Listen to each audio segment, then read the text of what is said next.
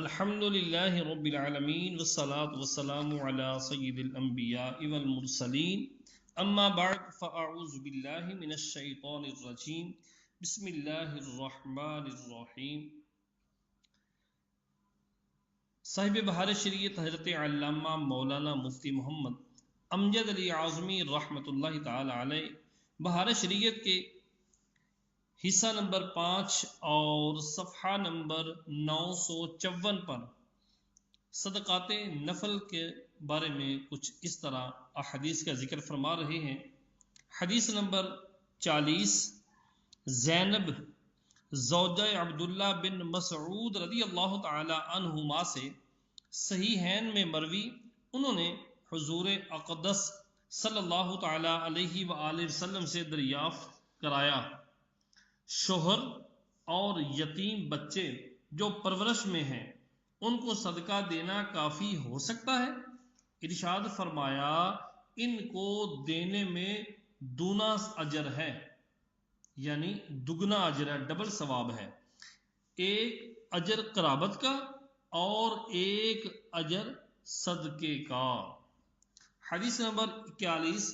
امام احمد و ترمذی و ابن ماجہ و دارمی سلیمان بن عامر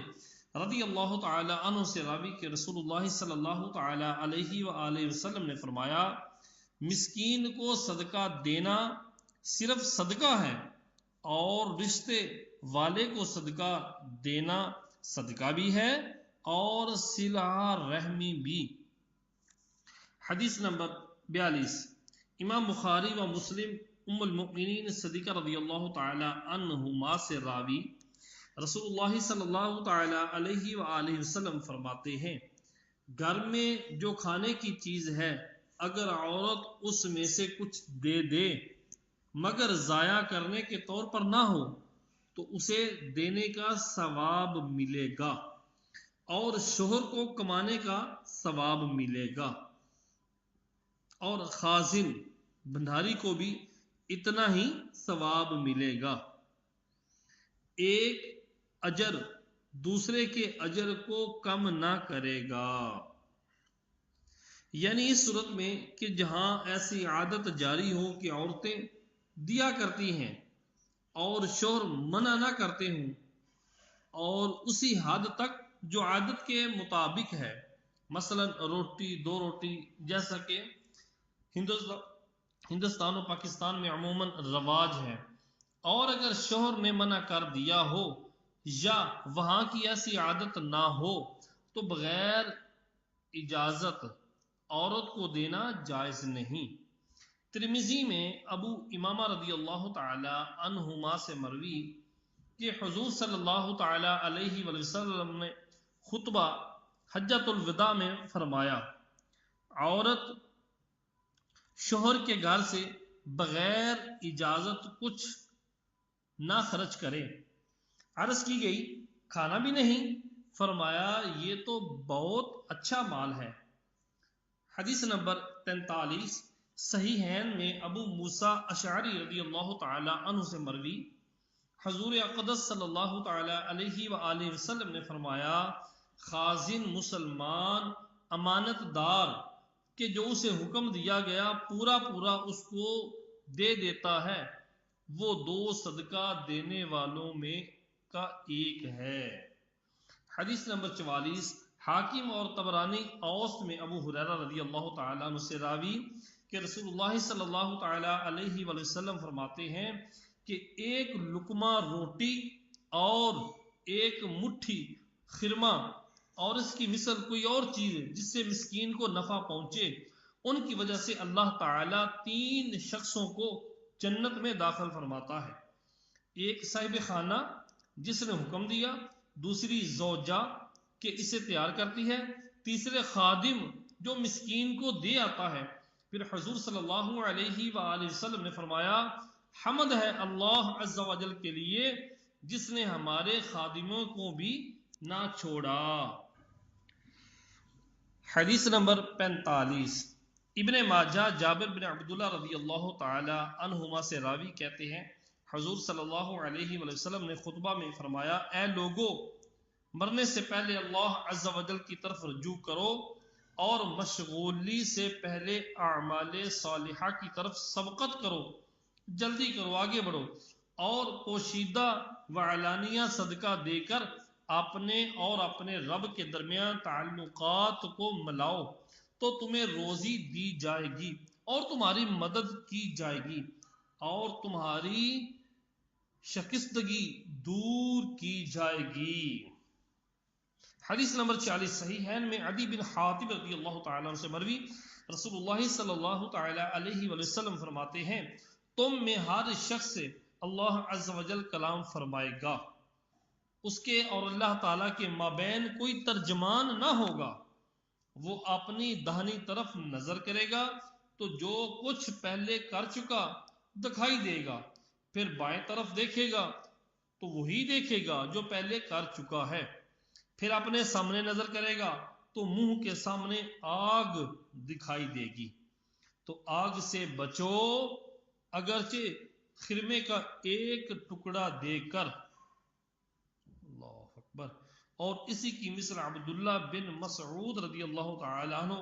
صدیق اکبر و ام المؤمنین صدیقہ و انس و ابو ہریرہ و ابو امامہ و نعمان بن بشیر و غیرہم صحابہ اکرام رضی اللہ تعالی عنہم سے مروی۔ حدیث نمبر 47 ابو یعلا جابر و ترمذی معاذ بن جبر رضی اللہ تعالی عنہما سے راوی کہ حضور صلی اللہ علیہ وآلہ وسلم نے فرمایا صدقہ خطا کو ایسے بجھاتا ہے جیسے پانی آگ کو۔ حدیث نمبر 48 امام احمد و ابن خزیمہ و ابن حبان و حاکم و عقبہ بن عامر رضی اللہ تعالی عنہ سے مروی، رسول اللہ صلی اللہ علیہ وآلہ وسلم فرماتے ہیں ہر شخص قیامت کے دن اپنے صدقے کے سائے میں ہوگا اس وقت تک کہ لوگوں کے درمیان فیصلہ ہو جائے۔ اور طبرانی کی روایت میں یہ بھی ہے کہ صدقہ قبر کی حرارت کو دفع کرتا ہے۔ حدیث نمبر 49 طبرانی و بہقی حسن بصری رضی اللہ تعالی عنہ سے مرسلن راوی کہ رسول اللہ صلی اللہ علیہ وآلہ وسلم فرماتے ہیں رب عز و جل فرماتا ہے اے ابن آدم اپنے خزانے میں سے میرے پاس کچھ جمع کر دے، نہ جلے گا نہ ڈوبے گا نہ چوری جائے گا، تجھے میں پورا دوں گا اس وقت کہ تو اس کا زیادہ محتاج ہوگا۔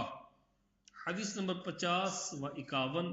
امام احمد و بزار و طبرانی و ابن خزیمہ و حاکم بہقی بریدہ رضی اللہ تعالی عنہ سے اور بہقی ابو ذر رضی اللہ تعالی عنہ سے راوی کہ آدمی جب کچھ بھی صدقہ نکالتا ہے تو 70 شیطان کے جبڑے چیر کر نکلتا ہے۔ اللہ اکبر۔ حدیث نمبر 52 طبرانی نے عمر بن عوف رضی اللہ تعالی عنہ سے روایت کی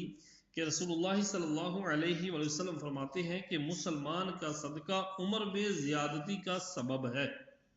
اور بری موت کو دفع کرتا ہے اور اللہ تعالیٰ اس کی وجہ سے تکبر و فخر کو دور فرما دیتا ہے۔ حدیث نمبر 53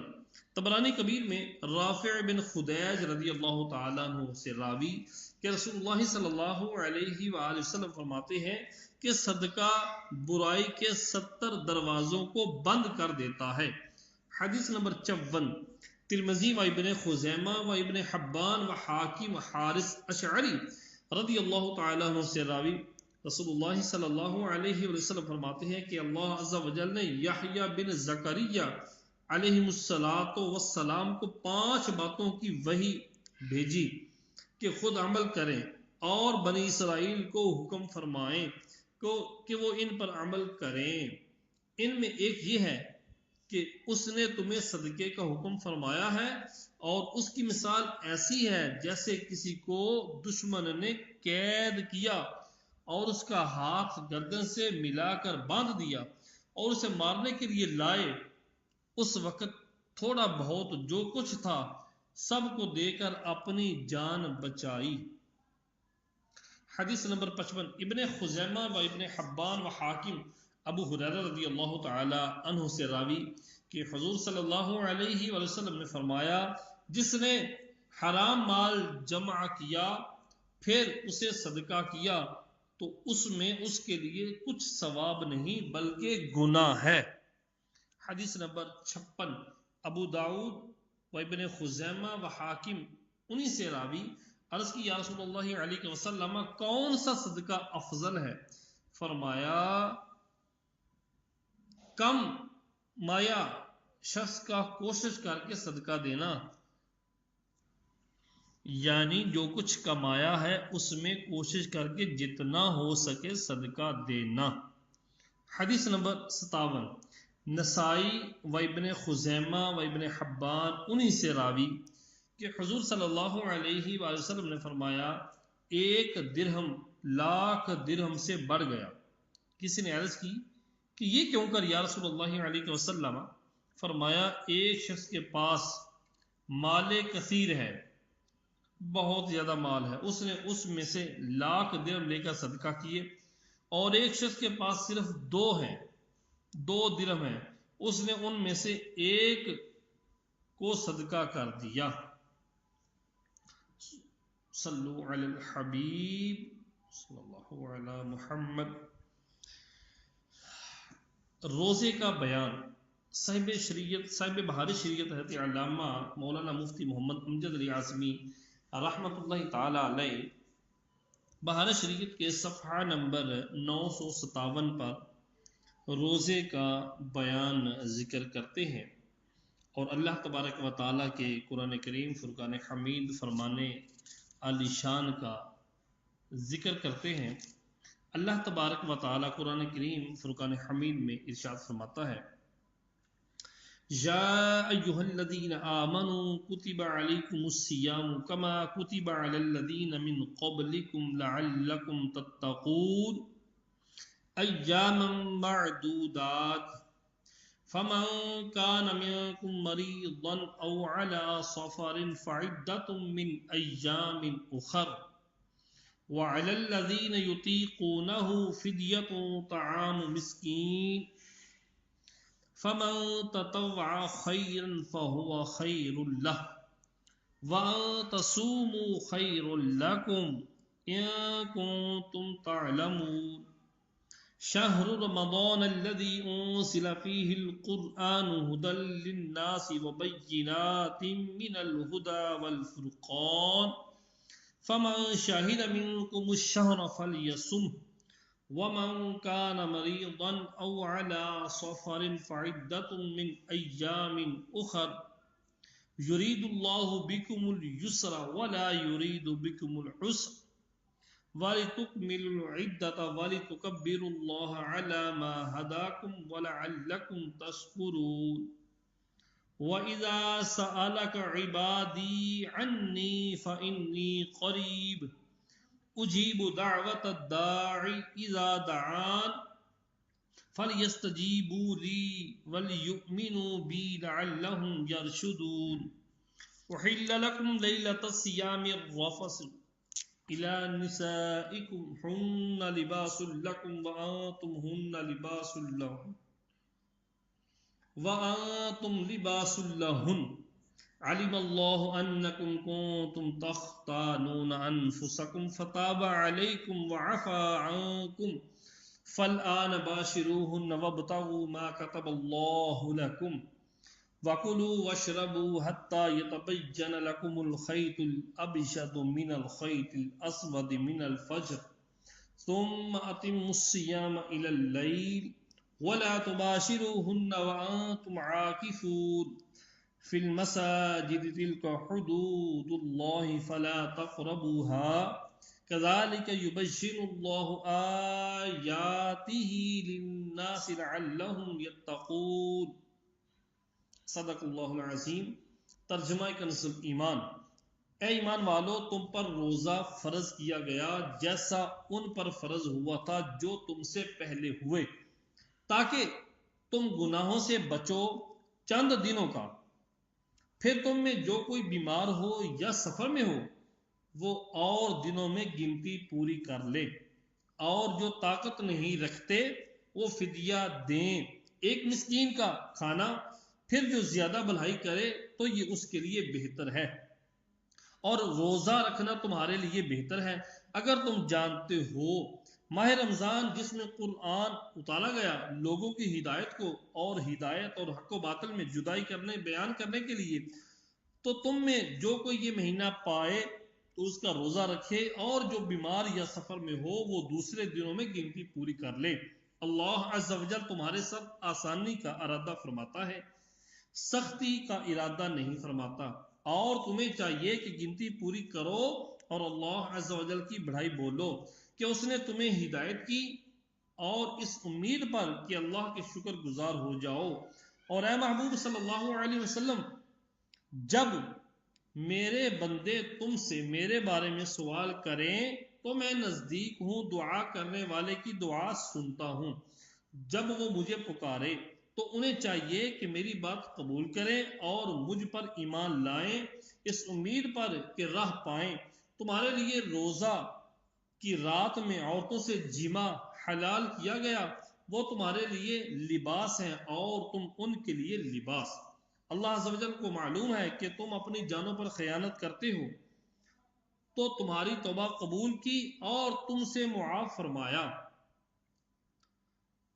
اور اب ان سے جمع کرو اور اسے چاہو جو اللہ عز و جل نے تمہارے لیے لکھا، اور کھاؤ اور پیو اس وقت تک کہ فجر کا سفید ڈورا سیاہ ڈورے سے ممتاز ہو جائے، پھر رات تک روزہ پورا کرو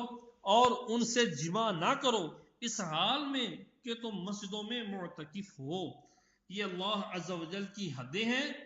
ان کے قریب نہ جاؤ۔ اللہ عز و جل اپنی نشانیاں یوں ہی بیان فرماتا ہے کہ کہیں وہ بچیں۔ روزہ بہت ہی عمدہ عبادت ہے، اس کی فضیلت کے بارے میں بہت ساری احادیث آئی ہیں، ان میں سے کچھ بطور برکت آپ کے سامنے پیش کرتا ہوں، سماعت فرمائیں۔ حدیث نمبر 1، صحیح بخاری و صحیح مسلم میں ابو ہریرہ رضی اللہ تعالیٰ عنہ سے مروی کہ حضور اقدس صلی اللہ علیہ وآلہ وسلم فرماتے ہیں، جب رمضان آتا ہے آسمان کے دروازے کھول دیے جاتے ہیں۔ ایک روایت میں ہے کہ جنت کے دروازے کھول دیے جاتے ہیں،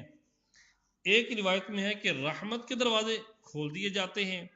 اور جہنم کے دروازے بند کر دیے جاتے ہیں، اور شیاطین زنجیروں میں جکڑ دیے جاتے ہیں۔ اور امام احمد و ترمذی و ابن ماجہ کی روایت میں ہے کہ جب ماہ رمضان کی پہلی رات ہوتی ہے تو شیاطین اور سرکش جن قید کر لیے جاتے ہیں اور جہنم کے دروازے بند کر دیے جاتے ہیں، تو ان میں سے کوئی دروازہ کھولا نہیں جاتا، اور جنت کے دروازے کھول دیے جاتے ہیں تو ان میں سے کوئی دروازہ بند نہیں کیا جاتا، اور منادی پکارتا ہے، ندا دینے والا پکارتا ہے، اے خیر طلب کرنے والے متوجہ ہو، اور اے شر کے چاہنے والے باز رہ۔ اور جو کچھ لوگ جہنم سے آزاد ہوتے ہیں اور کچھ لوگ جہنم سے آزاد ہوتے ہیں، اور یہ ہر رات میں ہوتا ہے۔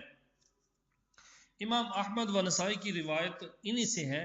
کہ حضور صلی اللہ علیہ وآلہ وسلم نے فرمایا، رمضان آیا، یہ برکت کا مہینہ ہے، اللہ تعالیٰ نے اس کے روزے تم پر فرض کیے، اس میں آسمان کے دروازے کھول دیے جاتے ہیں اور دوزخ کے دروازے بند کر دیے جاتے ہیں، اور سرکش شیاطینوں کے شیاطانوں کے طوق ڈال دیے جاتے ہیں، اور اس میں ایک رات ایسی ہے کہ جو 1000 مہینوں سے بہتر ہے، جو اس کی بھلائی سے محروم رہا وہ بے شک محروم ہے۔ حدیث نمبر 2، ابن ماجہ انس رضی اللہ تعالیٰ عنہ سے راوی کہتے ہیں، رمضان آیا تو حضور صلی اللہ علیہ وآلہ وسلم نے فرمایا، یہ مہینہ آیا، اس میں ایک رات 1000 مہینوں سے بہتر ہے، جو اس سے محروم رہا وہ ہر چیز سے محروم رہا، اور اس کی خیر سے وہی محروم ہوگا جو پورا محروم ہے۔ حدیث نمبر 3، بہقی ابن عباس رضی اللہ تعالیٰ عنہ سے راوی کہتے ہیں کہ جب رمضان کا مہینہ آتا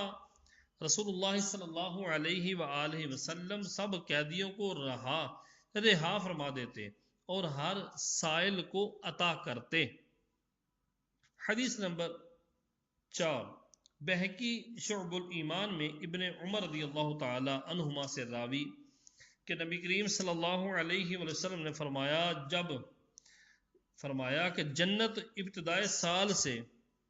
سال آئندہ تک رمضان کے لیے آراستہ کی جاتی ہے۔ جب رمضان کا پہلا دن آتا ہے تو جنت کے پتوں سے عرش کے نیچے ایک ہوا حور عین پر چلتی ہے، وہ کہتی ہیں اے رب تو اپنے بندوں سے ہمارے لیے ان کو شوہر بنا جن سے ہماری آنکھیں ٹھنڈی ہوں اور ان کی آنکھیں ہم سے ٹھنڈی ہوں۔ حدیث نمبر 5، امام احمد ابو ہریرہ رضی اللہ تعالیٰ عنہ سے راوی کہ حضور اقدس صلی اللہ علیہ وسلم فرماتے ہیں رمضان کی آخر شب میں اس امت کی مغفرت ہوتی ہے۔ عرض کی گئی کیا وہ شب قدر ہے؟ فرمایا نہیں، لیکن کام کرنے والے کو اس وقت مزدوری پوری دی جاتی ہے جب کام پورا کر لے۔ حدیث نمبر 6، بہقی شعب الایمان میں سلمان فارسی رضی اللہ تعالیٰ عنہ سے راوی کہتے ہیں رسول اللہ صلی اللہ علیہ وسلم نے شعبان کے آخر دن میں بیان فرمایا اے لوگو تمہارے پاس عظمت والا برکت والا مہینہ آیا، وہ مہینہ جس میں ایک رات 1000 مہینوں سے بہتر ہے۔ اس کے روزے اللہ تعالیٰ نے فرض کیے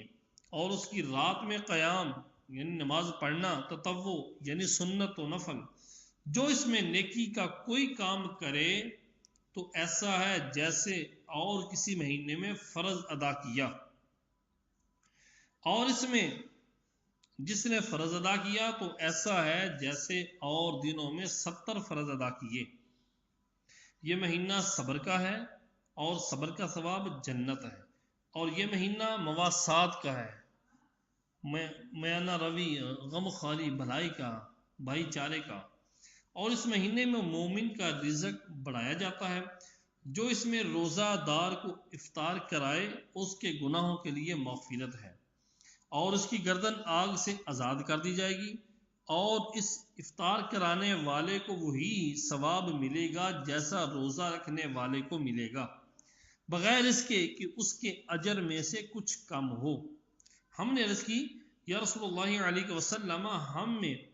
کا ہر شخص وہ چیز نہیں پاتا جس سے روزہ افطار کرائے؟ تو حضور صلی اللہ علیہ وسلم نے فرمایا اللہ تعالیٰ یہ ثواب اس شخص کو دے گا جو ایک گھونٹ دودھ یا ایک خرما، کچی کھجور وغیرہ،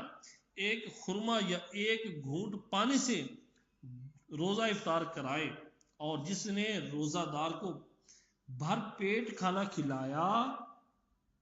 اس کو اللہ تعالیٰ میرے حوض سے پلائے گا کہ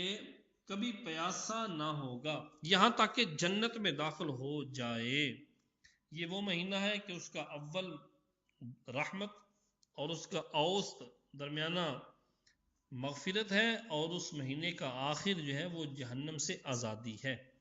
اور جو اپنے غلام پر اس مہینے میں تخفیف کرے یعنی کام میں کمی کرے اللہ تعالیٰ اسے بخش دے گا اور جہنم سے آزاد فرما دے گا۔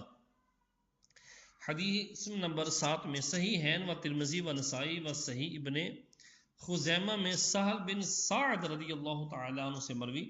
کہ رسول اللہ صلی اللہ علیہ وسلم فرماتے ہیں جنت میں 8 دروازے ہیں، ان میں ایک دروازے کا نام ریان ہے، اس دروازے سے وہی جائیں گے جو روزے رکھتے ہیں۔ حدیث نمبر 8، بخاری و مسلم میں ابو ہریرہ رضی اللہ تعالیٰ عنہ سے مروی حضور اقدس صلی اللہ علیہ وسلم نے فرمایا جو ایمان کی وجہ سے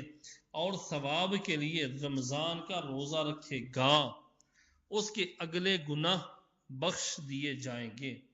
اور جو ایمان کی وجہ سے اور ثواب کے لیے رمضان کی راتوں کا قیام کرے گا اس کے اگلے گناہ بخش دیے جائیں گے،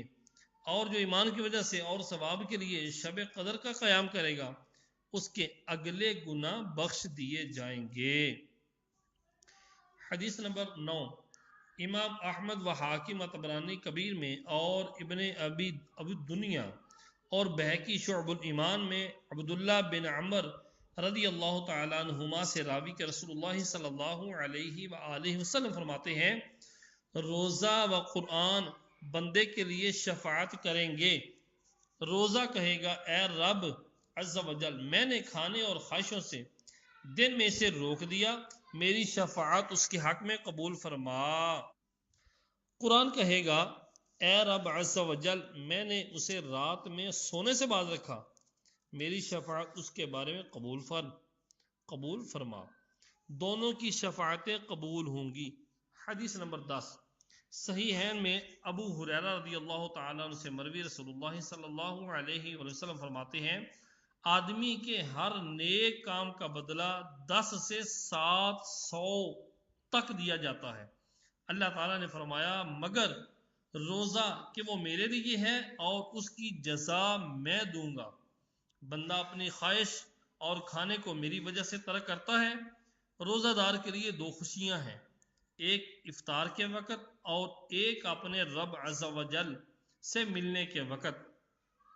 اور روزہ دار کے منہ کی بو اللہ عز و جل کے نزدیک مشک سے زیادہ پاکیزہ ہے۔ اور روزہ سپر ہے، اور جب کسی کے روزے کا دن ہو تو نہ بےہودہ بکے اور نہ چیخے، پھر اگر اس سے کوئی گالی گلوچ کرے یا لڑنے پر امادہ کرے تو یہ کہہ دے میں روزہ دار ہوں۔ اسی کی مثل امام مالک، ابو داود و ترمذی و نسائی بن خزیمہ رضی اللہ تعالی عنہ نے روایت کی۔ حدیث نمبر 11 میں طبرانی اوسط میں اور بہقی ابن عمر رضی اللہ تعالی عنہ سے راوی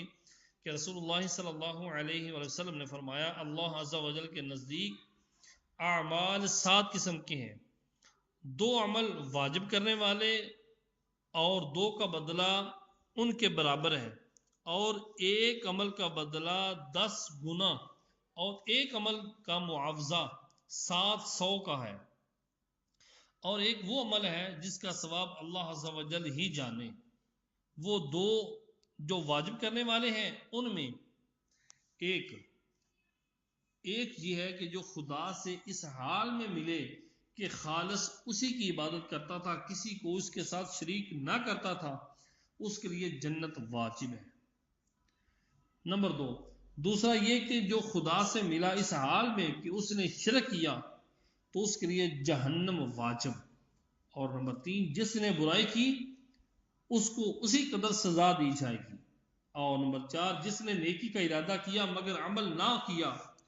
تو اس کو 1 نیکی کا بدلہ دیا جائے گا۔ اور نمبر 5، جس نے نیکی کی اسے 10 گنا ثواب ملے گا۔ اور نمبر 6، جس نے اللہ عز و جل کی راہ میں خرچ کیا اس کو 700 کا ثواب ملے گا، 1 درہم کا 700 درہم، اور 1 دینار کا ثواب 700 دینار۔ اور روزہ اللہ عز و جل کے لیے ہے، اس کا ثواب اللہ عز و جل کے سوا کوئی نہیں جانتا۔ حدیث نمبر 12 تا 15، امام احمد باسناد حسن و بہقی روایت کرتے ہیں کہ حضور اقدس صلی اللہ علیہ وسلم نے فرمایا روزہ سپر ہے، اور دوزخ سے سپر یعنی ڈھال، اور دوزخ سے حفاظت کا مضبوط قلعہ۔ اسی کے قریب جابر و عثمان بن ابی العاص و معاذ بن جبل رضی اللہ تعالی عنہما سے مروی۔ حدیث نمبر 16 و 17، ابو یعلا و بہقی، سلمہ بن قیس اور احمد و بزار ابو ہریرہ رضی اللہ تعالی عنہما سے راوی کہ رسول اللہ صلی اللہ علیہ وآلہ وسلم نے فرمایا جس نے اللہ عز و جل کی رضا کے لیے 1 دن کا روزہ رکھا، اللہ تعالیٰ اس کو جہنم سے اتنا دور کر دے گا جیسے کوا کہ جب بچہ تھا اس وقت سے اٹھتا رہا یہاں تک کہ بوڑھا ہو کر مرا۔ حدیث نمبر 18، ابو یعلا و طبرانی ابو ہریرہ رضی اللہ تعالیٰ عنہ سے راوی کہ رسول اللہ صلی اللہ علیہ وسلم نے فرمایا کہ اگر کسی نے 1 دن نفل روزہ رکھا اور زمین بھر اسے سونا دیا جائے، جب بھی اس کا ثواب پورا نہ ہوگا، اس کا ثواب تو قیامت ہی کے دن ملے گا۔ حدیث نمبر 19 ابن ماجہ ابو ہریرہ رضی اللہ تعالیٰ عنہما سے راوی کہ رسول اللہ صلی اللہ علیہ وسلم نے فرمایا ہر شے کے لیے زکوٰۃ ہے اور بدن کی زکوٰۃ روزہ ہے اور روزہ نصف صبر ہے۔ حدیث نمبر 20 نسائی و ابن خزیمہ و حاکم ابو امامہ رضی اللہ تعالیٰ عنہ سے راوی عرض کی یا رسول اللہ علیہ وسلم مجھے کسی عمل کا حکم فرمائیے، فرمایا روزہ کو لازم کر لو کہ اس کے برابر کوئی عمل نہیں۔ میں نے عرض کی مجھے کسی عمل کا حکم فرمائیے، ارشاد فرمایا روزہ کو لازم کر لو کہ اس کے برابر کوئی عمل نہیں۔ انہوں نے پھر وہی عرض کی، وہی جواب ارشاد فرمایا۔ صلو علی الحبیب صلی اللہ تعالی علی محمد۔ اللہ تبارک و تعالی ہمیں بھی رمضان المبارک کے اندر اور ویسے بھی روزے رکھنے کی توفیق رفیق عطا فرمائے، آمین بجاہ النبی امین صلی اللہ تعالی علی محمد۔